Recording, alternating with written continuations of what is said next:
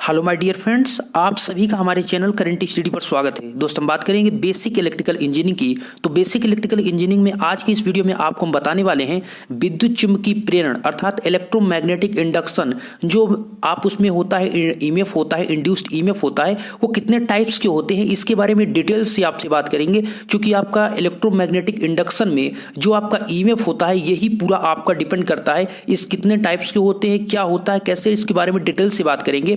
और एक बात कहना चाहेंगे, इससे पिछले का वीडियो आपने अभी नहीं देखा है जिसमें हमने आपको फैराडे लॉ और लेंज लॉ बताया, तो डिस्क्रिप्शन में प्लेलिस्ट का हमने लिंक आपको प्रोवाइड कराया। वहां से आप लिंक पर क्लिक करके डायरेक्टली प्लेलिस्ट पर जाकर सभी बेसिक इलेक्ट्रिकल की इंजीनियरिंग की जो वीडियो ऑलरेडी हमने अपलोड की है उसको आप देख सकते हैं। ठीक है, तो इसका पार्ट 1 आप जरूर देखिएगा, इलेक्ट्रोमैग्नेटिक इंडक्शन का डिस्क्रिप्शन में लिंक है। दोस्त आज हम बात करेंगे आपसे इलेक्ट्रोमैग्नेटिक इंडक्शन के ईएमएफ के बारे में।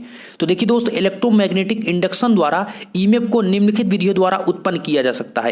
आपके ईएमएफ 2 टाइप्स के होते हैं। एक आपके यहां पर बात करेंगे तो आपका एक होगा डायनामिक, एक होगा आपका स्टैटिक, अर्थात एक आपका गतिता होगा, एक स्थैतिक होगा। ठीक है, मतलब एक में आपका मोशन होगा, एक में मोशन नहीं होगा, गति नहीं होगी। आप ऐसे नाम पे वाकिफ हो रहे हैं दोस्त। ये आपका डायनामिकली इंड्यूस्ड ईएमएफ होता है और ये आपका स्टैटिकली इंड्यूस्ड ईएमएफ होता है। ठीक है, मतलब प्रेरित और ईएमएफ मतलब विद्युत वाहक बल। ठीक है, तो ये आपके 2 टाइप्स विधि द्वारा आप ज्ञात करते हैं। हम पहले बात करेंगे आपसे डायनामिकली इंड्यूस्ड ईएमएफ। ठीक है, इसकी बात करें गतिता यहां पर प्रेरित ईएमएफ विद्युत वाहक बल की, तो यह कहता है दोस्त कि इस विधि में एक मैग्नेटिक फील्ड में कंडक्टर घुमाने से ईएमएफ उत्पन्न होता है।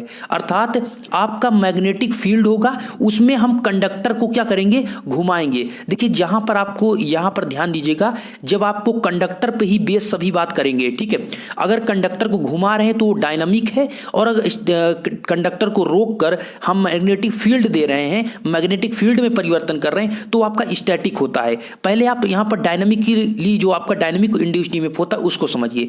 कहते हैं कि इस विधि में एक मैग्नेटिक फील्ड में कंडक्टर को घुमाने से ईएमएफ उत्पन्न होता है। अर्थात एक मैग्नेटिक फील्ड होगा, उसमें हम एक करंट कैरिंग कंडक्टर को घुमाएंगे और उसमें क्या होगा, एक ईएमएफ कंडक्टर में इंड्यूस्ड हो जाएगा। तो यहां पर वो डायनामिक इंड्यूस्ड ईएमएफ होगा। अब समझिए, जब कंडक्टर मैग्नेटिक फील्ड के समांतर होगा, अब देखिए कौन कौन सी कंडीशन बनती हैं, ये समझिए किस कंडीशन में ईएमएफ इंड्यूस्ड होगा। तो देखिए, जब आपका कंडक्टर मैग्नेटिक फील्ड के समांतर होगा तो फ्लक्स नहीं कटेगा और ईएमएफ प्रेरित नहीं होगा। अर्थात दोस्त आपका इस प्रकार यहां पर मैग्नेटिक फील्ड है और इसी के पैरेलल में आपका कंडक्टर है। इसी के पैरेलल में जो आप कंडक्टर घुमा रहे हैं, इसी के समांतर में घुमा रहे हैं, तो उसमें क्या होगा कि जो आपकी मैग्नेटिक फील्ड है उसको कंडक्टर को कट नहीं करेगा। अर्थात जो कंडक्टर है उसको कट नहीं करेगा मैग्नेटिक फील्ड को, और जब फ्लक्स को ही नहीं काटेगा तो उसमें किसी भी प्रकार का ईएमएफ इंड्यूस नहीं हुआ। फ्लक्स कटने का मतलब दोस्त होता क्या है कि जो आपका, अगर आप यहां पर क्या करेंगे, कंडक्टर को घुमा रहे हैं, अर्थात कंडक्टर को आगे पीछे घुमाएंगे तो उसमें क्या होगा, कभी फ्लक्स ज्यादा और कम, और फ्लक्स कम ज्यादा मतलब उसमें क्या हो रहा है, फ्लक्स में परिवर्तन, और फ्लक्स परिवर्तन की ही दर को क्या कहते हैं, ईएमएफ कहते हैं। फ्लक्स परिवर्तन की ही दर को क्या कहते हैं, ईएमएफ कहते हैं। आपने पढ़ा होगा दोस्त, हमने आपको फैराडे का सेकंड लॉ जो बताया यही तो था दोस्त, कि जो आपका फ्लक्स में परिवर्तन, फ्लक्स की परिवर्तन की दर के जो आपका ईएमएफ होता है वो समानुपाती होता है। तो जो प्रेरित ईएमएफ कब होगा, जब उसमें फ्लक्स में परिवर्तन होगा। ठीक है, तो यहां पर आपका कंफर्म हुआ कि जब आप उस समांतर में तो फ्लक्स को नहीं काटेगा, और फ्लक्स को नहीं काटेगा तो ईएमएफ वहां पर इंड्यूस्ड नहीं होगा। सेकंड कंडीशन ये बनती है कि जब कंडक्टर मैग्नेटिक फील्ड के लंबवत होगा, अर्थात आपका मैग्नेटिक फील्ड इस प्रकार आपका है, ठीक है, और उसके 90 डिग्री पर लंबवत अगर आप कंडक्टर को मूव कराते हैं, वहां पर रखते हैं, तो वहां पर क्या होगा दोस्त, जिससे कंडक्टर मैक्सिमम ईएमएफ उत्पन्न करेगा। क्यों? क्योंकि उस कंडीशन में जो आपका होगा, उस कंडीशन में जितना भी वहां पर फ्लक्स होगा उसके क्या होगा, 90 डिग्री पर अगर लंबवत होगा तो सभी फ्लक्स को कट करेगा। लंबवत पर कट करता है, समांतर में आप ही सोचिए दोस्त, अगर आप किसी के पैरेलल में काम करते हैं या पैरेलल में चलते हैं तो किसी प्रकार का फोर्स नहीं है। अगर उसके 90 डिग्री पर करेंगे तो आपको वहां पर फोर्स लगेगा। तो वही चीज यहां पर है, अगर वहां पर पैरेलल कंडक्टर तो किसी प्रकार का वहां पर ईएमएफ, चूंकि फ्लक्स नहीं कटेगा, ईएमएफ इंड्यूस्ड नहीं होगा। अब यहां पर क्या हो रहा है, 90 डिग्री पर हो रहा है, इसलिए यहां पर फ्लक्स को कट करेगा और मैक्सिमम फ्लक्स को कट करेगा, जिस इससे जो आपका करंट कैरिंग कंडक्टर है उसमें मैक्सिमम ईएमएफ आपका इंड्यूस्ड हो जाएगा। ठीक है, अब ये होता है ईएमएफ का मान जो होता है आपका, जो ईएमएफ आपका उस कंडक्टर में इंड्यूस होता है उसकी वैल्यू होती है capital E equal to BLV। ठीक है, ये क्या होता है दोस्त, ये आप ध्यान दीजिए, ये 90 डिग्री पर है तब। ठीक है, अगर अभी आपको एक कंडीशन होगा कि मान लीजिए हमको नहीं पता, हम उसको रखते हैं थीटा एंगल पर, अर्थात थीटा का मतलब हम किसी भी एंगल पर रखते हैं तो क्या होगा। अब देखिए पहले ये कंडीशन समझ लीजिए, 90 डिग्री पर है तो आपका आंसर जो है अर्थात ईएमएफ का जो वैल्यू होता है वो कैपिटल E इक्वल टू होता है BLV। ठीक है, बी आपका क्या है यहां पर, ये आपको हमने बताया था दोस्तों फ्लक्स डेंसिटी होता है, एल क्या है उस कंडक्टर की लेंथ है। आप ध्यान दीजिए जो आपका बी है ये फ्लक्स डेंसिटी है, अर्थात जिस फील्ड में आपने रखा है उसकी फ्लक्स डेंसिटी है, एल उस कंडक्टर की लेंथ है, और वी क्या है, वी उस कंडक्टर की वेलोसिटी है जिस वेलोसिटी से आप उसको घुमा रहे हैं। ठीक है, तो यहां पर BLV sin थीटा होता है, और इसका जो आपका ईएमएफ का मात्रक होता है वो क्या होता है, वोल्ट होता है। ये तो ये चीज ऑलरेडी आपको पता है। ठीक है, तो यहां पर लंबवत कंडीशन में अब चलते हैं, हम मानते हैं दोस्तों कि हमें ये फिक्स नहीं है, हम उस कंडक्टर को थीटा एंगल पर रख देते हैं। तो जब कंडक्टर मैग्नेटिक फील्ड से थीटा एंगल पर झुका हो तब कंडक्टर मैग्नेटिक फ्लक्स को जो आप फ्लक्स है उसको काटेगी तथा ईएमएफ इंड्यूस्ड होगी। देखिए अभी कंडीशन ये था कि पैरेलल था तो ईएमएफ इंड्यूस नहीं हो रहा चूंकि कोई भी फ्लक्स नहीं कट कर रहा था। अब यहां पर आपका लंबवत होगा तब मैक्सिमम फ्लक्स होगा। अब कंडीशन आती है कि हम नहीं रखते हैं, ना तो हम पैरेलल रखते हैं और ना ही उसको 90 डिग्री पर रखते हैं, हम उसको किसी एंगल थीटा पर रखते हैं। हम उस कंडक्टर को हम क्या करते हैं, उस कंडक्टर को एंगल थीटा पर अगर हम रखते हैं तो एंगल थीटा पर जो इसमें ईएमएफ इंड्यूस्ड होगा वो क्या होगा, इस चीज को समझिए। एंगल थीटा का मतलब अगर आपका ये फार्मूला आपको मिल जाएगा तो उसमें हम कुछ भी अर्थात 30 भी डिग्री रख सकते हैं, 40 डिग्री पे, 50 डिग्री पे, 60 डिग्री पे, किसी पर भी हम चेकआउट कर सकते हैं, चेक कर सकते हैं कितना वहां पर ईएमएफ इंड्यूस्ड हो रहा है। तो ये फार्मूला कैसे निकलेगा इसको समझिए।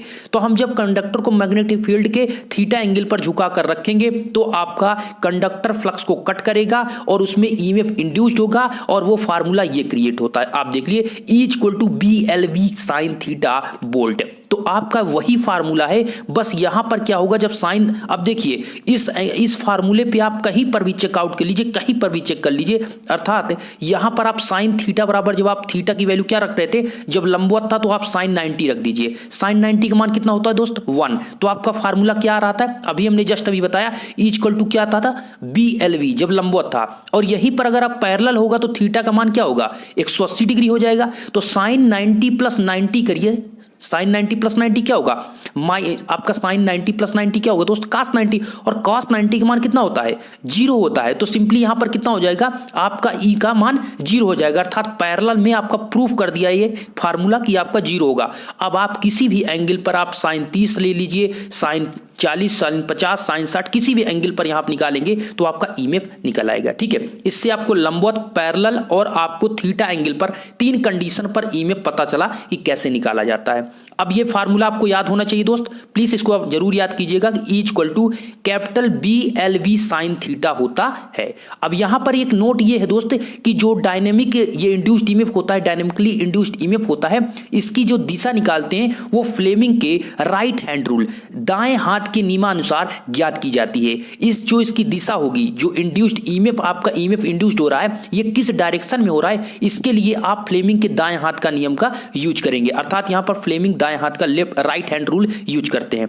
आगे चलेंगे दोस्त, अभी तो आपका हुआ ये ईएमएफ की बात हमने किया, अब बात आ जाती है स्टैटिक इंड्यूस्ड ईएमएफ।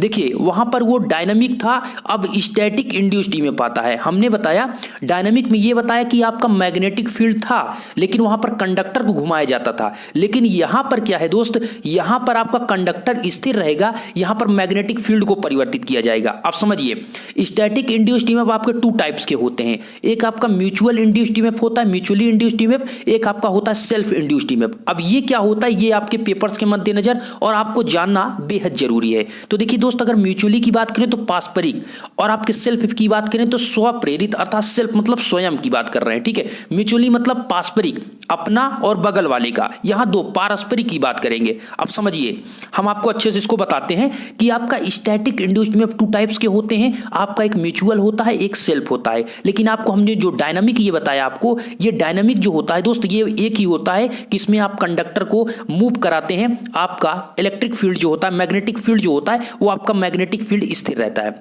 अब देखिए ये टू टाइप्स के होते हैं। तो पहले हम म्यूचुअली इंड्यूस्ड ईएमएफ की बात करेंगे। ये पारस्परिक प्रेरित विद्युत वाहक बल क्या होता है, आइए जानते हैं।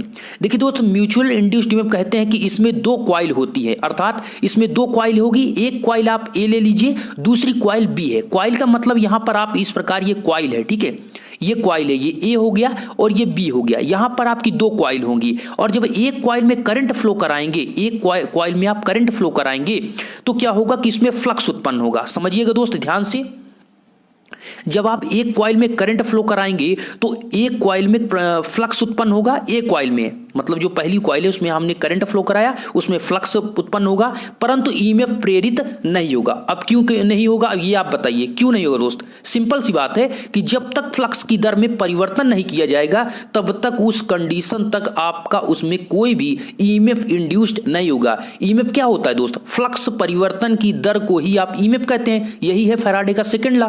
तो यहां पर हो क्या रहा है कि आप कॉइल को तो सप्लाई दे रहे हैं, करंट दे रहे हैं, लेकिन उसमें फ्लक्स उत्पन्न होगा और लेकिन ईएमएफ नहीं होगा। क्यों? क्योंकि फ्लक्स में कोई परिवर्तन नहीं हो रहा है। तो यहां पर फ्लक्स की परिवर्तन की दर में परिवर्तन होना चाहिए। तो अब सेकंड कंडीशन यहां पर यह है कि जब कॉइल ए में फ्लक्स परिवर्तन होगा तो पास रखी, अब देखिए हम क्या कर रहे हैं, यहां पर अब फ्लक्स में परिवर्तन कर रहे हैं। फ्लक्स में परिवर्तन मतलब उसको अब सप्लाई जो रहे हैं उसमें पहले हम करंट को यहां पर परिवर्तित करेंगे। जब करंट में परिवर्तन करेंगे आप तो उसमें फ्लक्स में परिवर्तन होगा और फ्लक्स में परिवर्तन हुआ तो उसमें क्या होगा, फ्लक्स में परिवर्तन होगा तो तुरंत आपके कॉइल में ईएमएफ इंड्यूस्ड हो जाएगा। अर्थात यहां पर आपका जब कॉइल होगा यहां पर ईएमएफ इंड्यूस्ड। तो यहां पर दोस्त हमने क्या बताया, आपका कॉइल ए है उसमें फ्लक्स में परिवर्तन हुआ और पास में ही जस्ट आपका पास में रखी है कॉइल बी, तो इसमें फ्लक्स में परिवर्तन होने से इस पास वाली रखी में कॉइल में क्या हो जाएगा, इसमें आपका ईएमएफ इंड्यूस्ड हो जाएगा।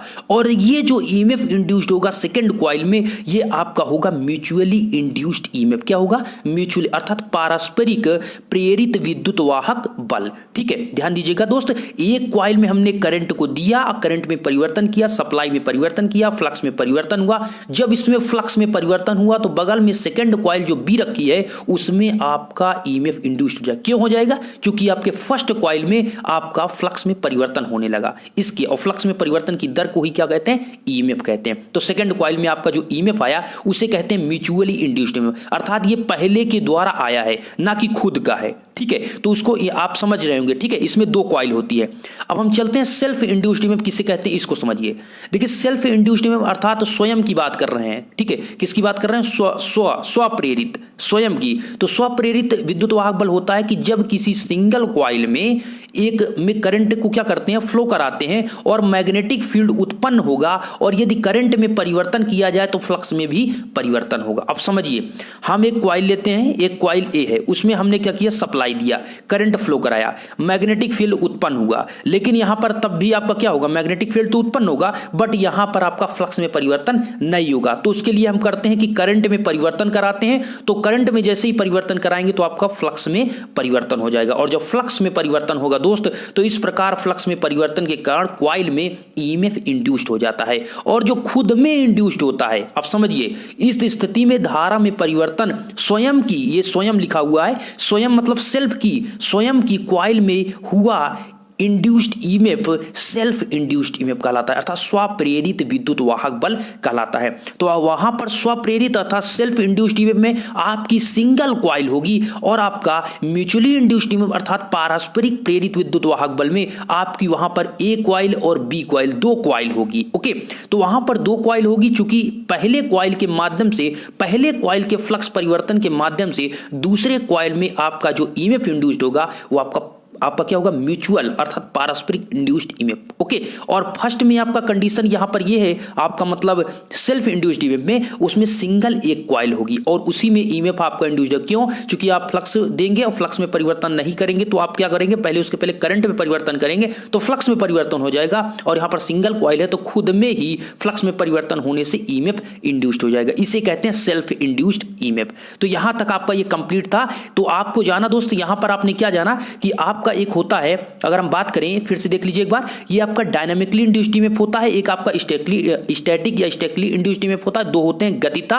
और स्थैतिक। और गतिता को आप क्या करते हैं, गतिता तो आपका एक ही होगा जिसमें कंडक्टर को मूव कराते हैं, और यहां पर आपका क्या होगा, मैग्नेटिक फील्ड में परिवर्तन कर रहे हैं, मैग्नेटिक फील्ड में परिवर्तन कर रहे हैं। तो सिंपल सा आपका क्या है, ये टू टाइप्स का होता है। आपका स्टैटिक कितना होता है दोस्तों, टू टाइप्स का होता है। एक आपका होता है म्यूचुअली इंड्यूस्ड ईएमएफ, एक होता है आपका सेल्फ इंड्यूस्ड ईएमएफ। इसमें आपका दो कॉइल होंगी, ए और बी, दो कॉइल आप मान लीजिए, इसमें सिंगल कॉइल ए होगी, ठीक है, उसी में खुद में आपका परिवर्तन होगा। तो ये चीज आपने आशा करते हैं समझ गए होंगे दोस्त। और ईएमएफ का आपको फार्मूला याद रखना है, E इक्वल टू होता है BLV साइन थीटा। क्या होता है, E equal to BLV sine theta. B आपका होता है फ्लक्स डेंसिटी, और L होता है उस कंडक्टर की लेंथ, V है उस कंडक्टर को जिस स्पीड से, जिस गति से मूव करा रहे हैं उसकी वेलोसिटी, और साइन थीटा आपका उस धारा और उस जो आप कंडक्टर है, जो करंट है उस कंडक्टर के बीच जो एंगल बन रहा है वो चीज यहां पर है, ठीक है। आपके फ्लक्स और यहां पर लेंथ और वेलोसिटी के बीच आपका कंडक्टर का जो एंगल बनेगा वो चीज है। तो इसको आपको ध्यान से याद करना है कि पैरेलल में तो आपका कोई फ्लक्स नहीं कार्य करेगा,